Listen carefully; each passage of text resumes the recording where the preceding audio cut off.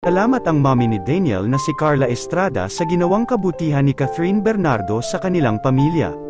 Nagulat ang actress-host nang inanunsyo ni Catherine Bernardo at Daniel Padilla na sila ay hiwalay na.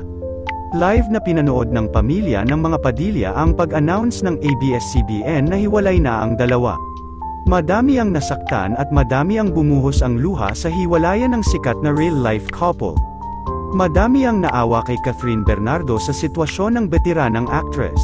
Kasabay ng hiwalayan ng dalawa, nakapag-decide si Catherine Bernardo na umalis muna ng Pilipinas upang makaiwas sa mga tanong at makaiwas na rin muna sa media.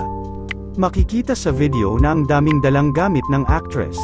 Hindi sinabi ni Catherine kung saang bansa siya magbabakasyon ng matagal. Anya sa source almost a year raw mawawala sa showbiz ito at magpapahinga dahil na rin sa breakup nito kay Daniel dahil na-drain ng husto ang dalaga. Makikita sa mga mata ng actress na galing pa ito sa iyak. Habang sinusulat kasi ni Catherine ang kanyang breakup message kay Daniel, bumubuhos ang iyak nito.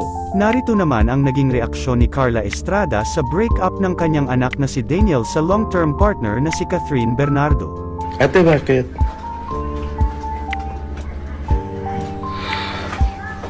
Hindi ko na kaya.